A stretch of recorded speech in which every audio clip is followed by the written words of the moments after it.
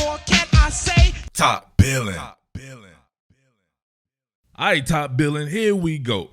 When people look at people who have channels, they don't think about everything that it entails.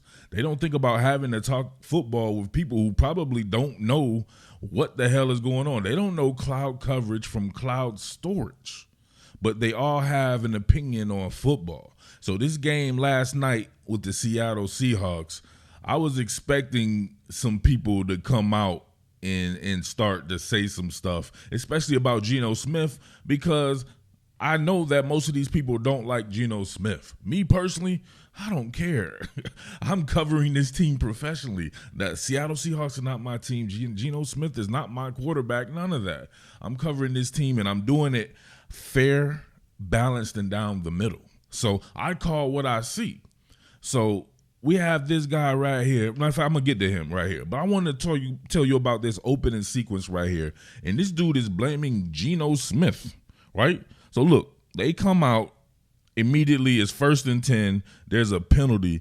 I don't even know who that penalty was on. I can't really see who the penalty was on, but regardless, right there, I forget who they said in the telecast. So then it becomes 1st and 15. Was that Geno's fault? No, obviously it wasn't Geno's fault. So obviously 1st and 15, you get, what do you get here? You get a zone run, inside zone run with Travis Homer. Looks like he picks up about 7 yards. 2nd and 15. Is that Geno's fault? Right? Is that Geno's fault? Okay, now we get 2nd and 8. You get a call screen pass by Coach Waldron. It picks up 3 yards. Is that Geno's fault? So now you 3rd down, right? 3rd down is 3rd and 5. Let's get to it. All right, so real quick, this dude comes back with this played out ass phrase this morning. He's talking about this aged like fine milk. Dude, there's like 25 billion videos on YouTube, and you seeing the most played out shit that's literally set on like every one of them. Come on, man. You got to get some creativity in life, dude. That shit's embarrassing to me. But listen, I said I didn't see any difference with Geno. Did you actually watch the game, or did you skim the box score? What? And then I asked, what was that video? Because listen, he commented on, obviously I don't have a video about this game yet. He commented on the last video when Geno was out there dealing, right? At Geno's. So he comments on that video. What does that video have to do with the game last night? When you create content, well, at least listen, I can't say what everybody else does. When I create content, I'm talking about what's then and there. It's a film study on what I see right then and there. I can't predict what's going to happen in the future, nor am I trying to. I'm trying to break down the game and educate people on what's going on right then and there. So people like him, he didn't say anything on that video. He comes back and finally says something on that video, but he waited to the next game where he thought that something went wrong, in which it did not, if you actually watch the game. But his thing was this. Look, he said, I said, what did Geno do wrong? He said, LOL, not get a 1st down. Yeah, I saw that. So I invited him to come on the live stream. I was like, yeah, this is going to be good. I'm going to show you. I'm going to show you. Obviously, he declined. He ain't want none of that smoke.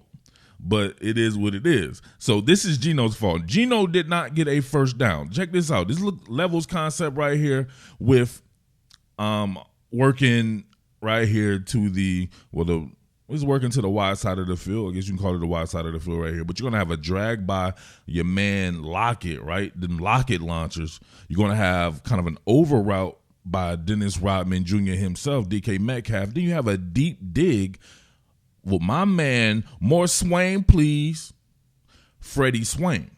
So keeping that in mind, if you see what the offensive line did and what Geno did, this was some really good work. This is why I always think about stuff like this if it's in the preseason or something like that. Suppose this ball had gone to DK, right? So this right here. So full moon right there. Stuff is kind of a little bit muddy. What does Geno do? He climbs the pocket, and then he launches that bad boy, and this is a perfect throw. A perfect throw. Will someone like this MC dude see that? Of course not. He doesn't know what he's looking at with football. He's just there to just antagonize people, right? I want you to look at it from this side. So if you can't see it from there, you can definitely see it from here. So they're showing my man Charles Cross doing work, right? He getting with them left crosses.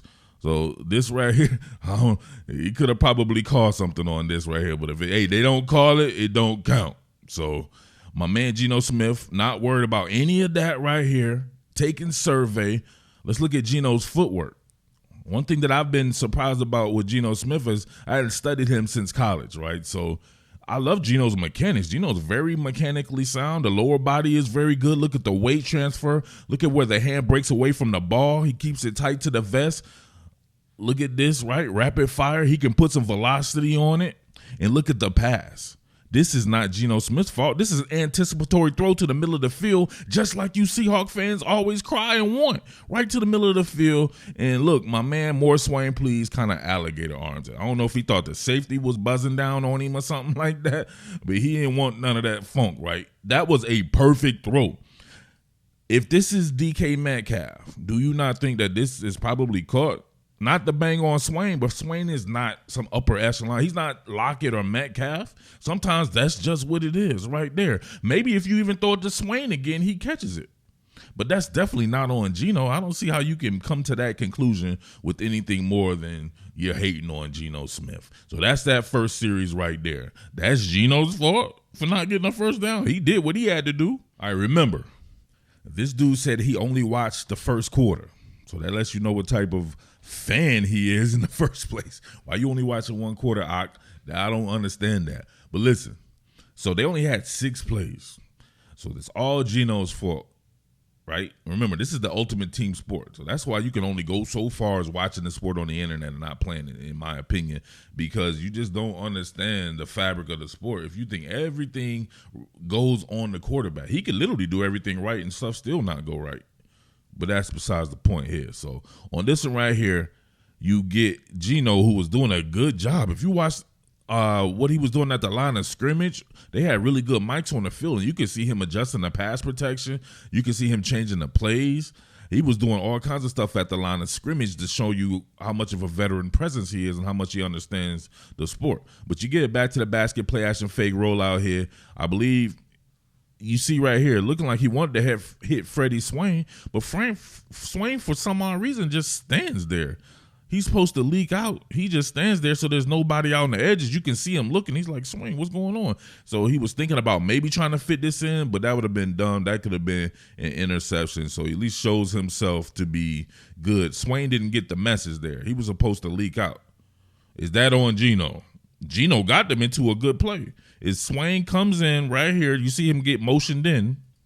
You saw him motioned in. Here he is right here. So he would come right here, and then he would release into the flats, and then they would get him out. Geno would get him out in the flats, let him move the chains a little bit. It could have been 4 or 5 yards or whatever like that. You just want to be able to stay on schedule.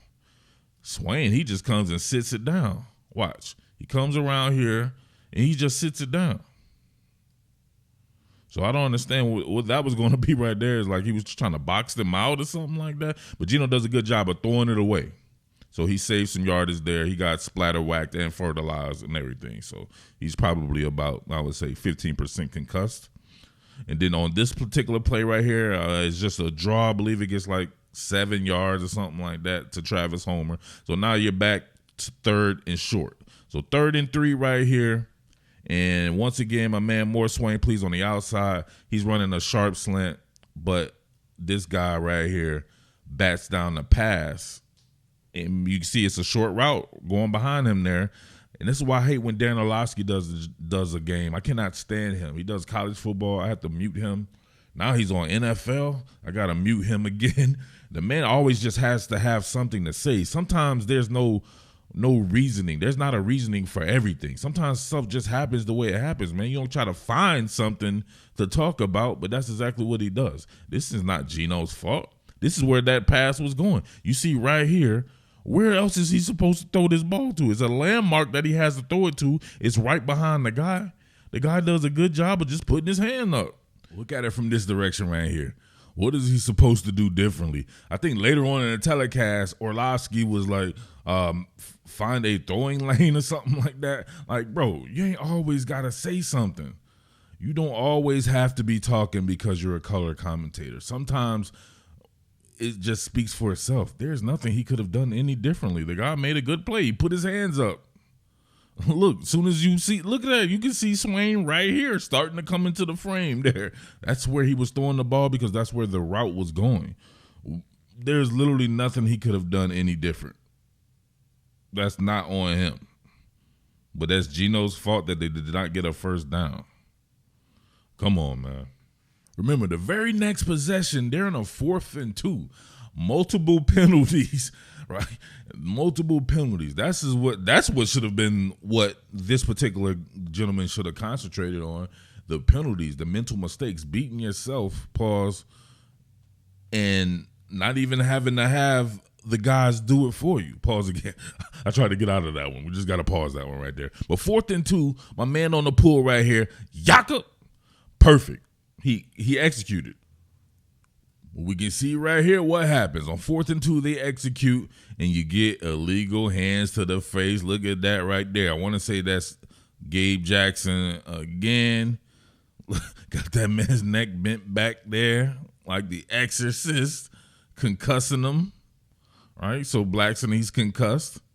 But look, Geno did what he had to do, and so did Cade Johnson, who later on muffed the punt. All right, so you have multiple penalties, pre-snap penalties, all kinds of infractions. You got muff punts and everything like that, and it's all Geno's fault, according to this guy at least.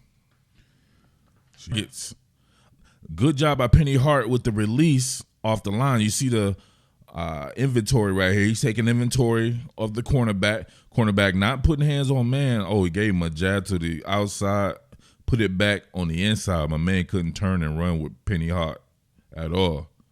And he's looking back at the ball like his own. Look at him. He's already looking back, right? If Penny Hart is in front of you, you want to stick to it. You want to catch up to Penny Hart and not worry about that. But he does a good job of just actually putting it on him instead of trying to lead him, just making sure that the ball is completed and allows Hart to get upfield a little bit more. We can see it again right here. Oh, on this one right here. Why ain't nobody talking about this one? It's back-to-back plays. They were going to push the ball down the field. Check this out. Geno leading the man astray with his eyes. Back shoulder fade right there. Absolutely perfect, but nope. Dropped the ball. Is that Geno's fault? That's a perfect play. Check this out right here. Put it on him on the back shoulder right there. All he has to do is hold on to the ball, and no. Nope. One more again right here. Look at Geno with the eye manipulation. He already knows where he wants to go with this, but you can see him looking down the field this way, and then he turns that shoulder, points and shoots, and shows off that accuracy. Oh, that's on the Penny Hart joint right there. So look, that's how that got open. Besides the fact that Penny Hart did his thing, the safety over there, right? Look at the safety. He's getting manipulated really good.